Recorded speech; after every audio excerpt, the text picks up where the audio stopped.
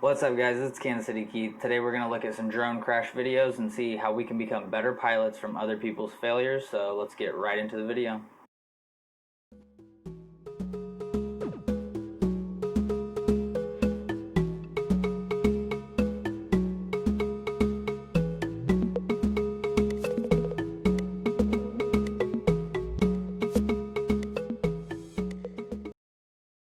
All the videos we're going to be going over today come from drone crashes on YouTube. So please go and show your support. Alright, Phantom. Straight into the stop sign. Wow. Didn't clear his runway. You can tell all of his settings are way too high. And he's flying. He's not really keeping up with his buddy. Tree. Oh, tree. He noticed it at the last second and tried to stop, though. Yep, you gotta double check where you're flying. You can't just go flying willy-nilly. Okay, so skip that one.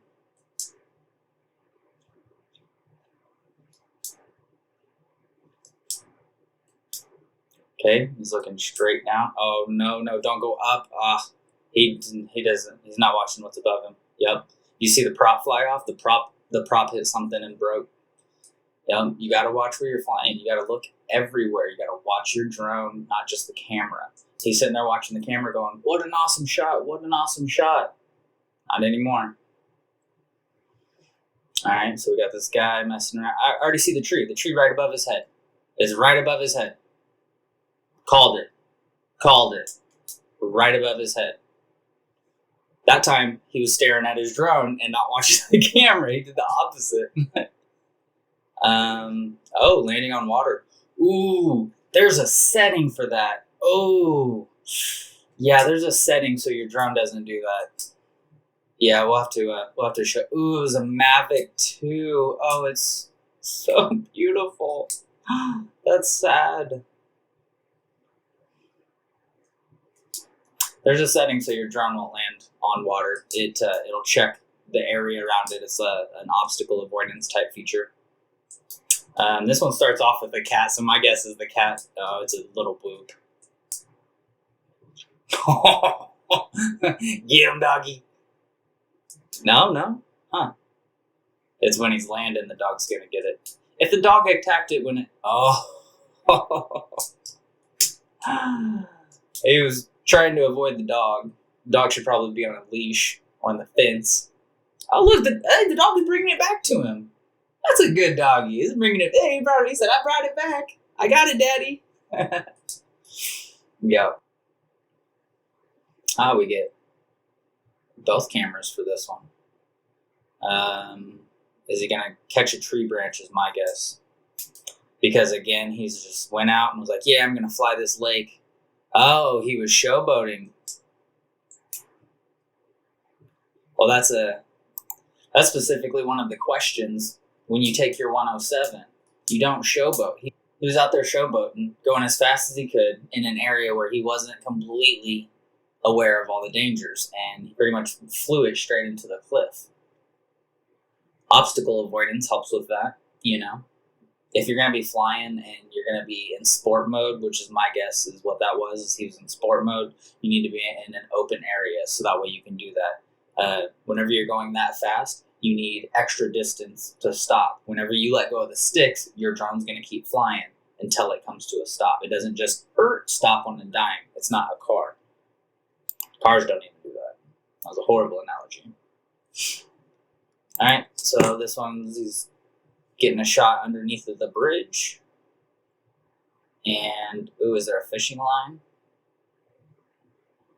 He stopped under the bridge and went up? Oh, bounced off it twice? He's still flying?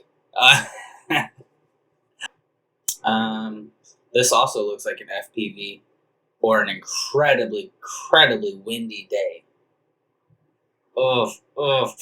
Yeah, you gotta fly in the right conditions. You can't just be like, oh, I want to fly today. You need to do some research and make sure that you can fly.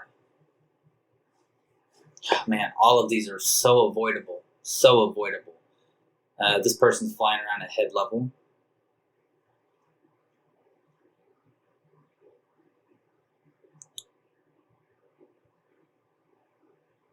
I don't even think that was an FPV. This one is an FPV drone. Yeah, flying in the woods, dangerous, risky business. You better be a professional pilot to do this, not just having fun. You better have an exact planned route, which he might. Oh, nope. He just dumped it. Oh, okay. So that looked like a prop failure. Yep, there's no props on it right now. It looks like a Mavic. So that's easily avoidable as well. You always want to check your props. You always want to check your bird every single time you fly. Just because last flight was awesome doesn't mean your next flight will be. That looked like a prop failure. Easily avoidable. FPV madness, we're probably going to skip a lot of these.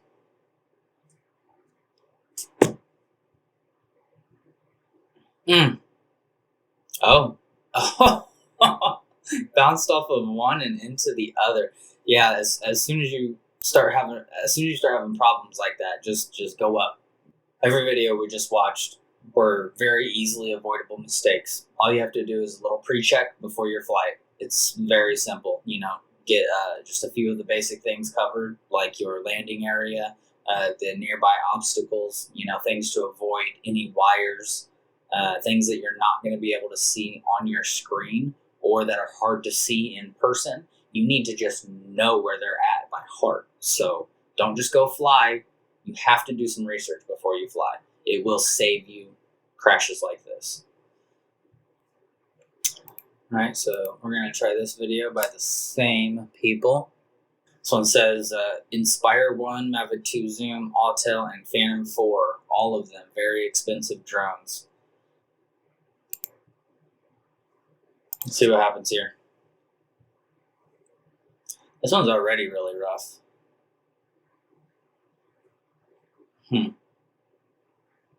I don't even recognize the body.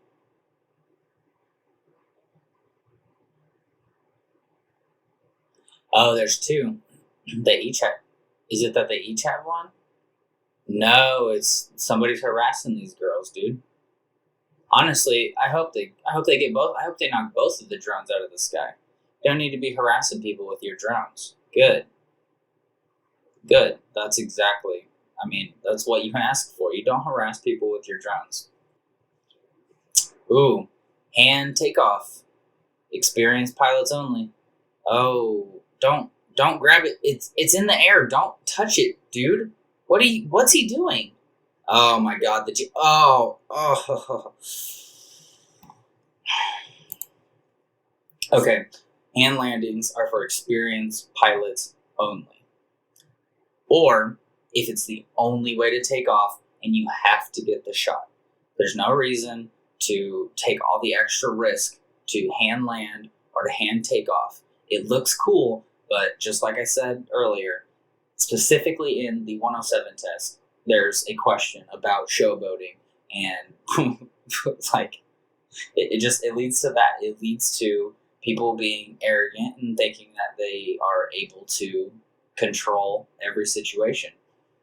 He obviously had one stick cranked all the way up, thinking he's gonna land it. He's sitting there holding on to it, but the GPS is stronger than he is, and so it took it. Gone. All right, so this next one looks like an Inspire 1 flying in his garage. That'd be the first thing not to do, is to fly inside unless you have ample room. It looked like he just bounced off of the, oh god, he's going to hit two walls. He's going to hit every wall and the door, and he's still flying it.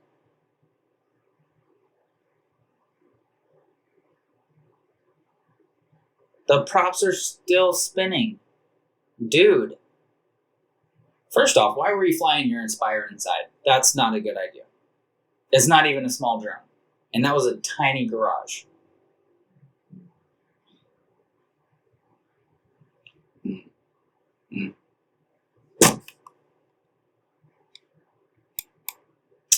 That's just another example of people getting too zoned in of what's on their screen and not where their bird's at. Unless you have a visual observer helping you, you've got to be able to watch both.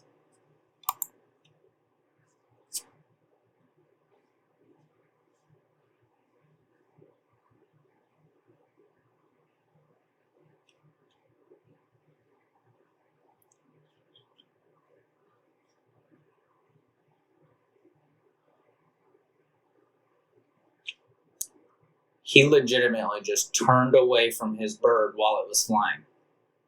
He wasn't even looking at it. And now look, now he's just spinning wildly out of control. Okay, my guess here is it was windy and he never got his orientation right.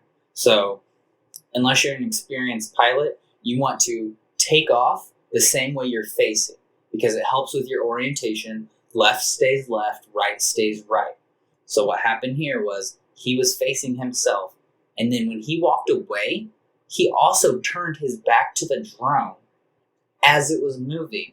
So when he turned around to figure out his orientation, he had no clue which way was which. Okay, so it looks like a lot of these crashes all come down to very, very similar things. Most of them are the pilot's mistake. However, they are all avoidable. All of these things are avoidable. You have to watch for obstacles. You need to know what is around you. When you take off, you can't just take off in any direction. It helps to be orientated the same way that your drone is orientated. So your left is its left and your right is its right. Those are very, very easy things to do.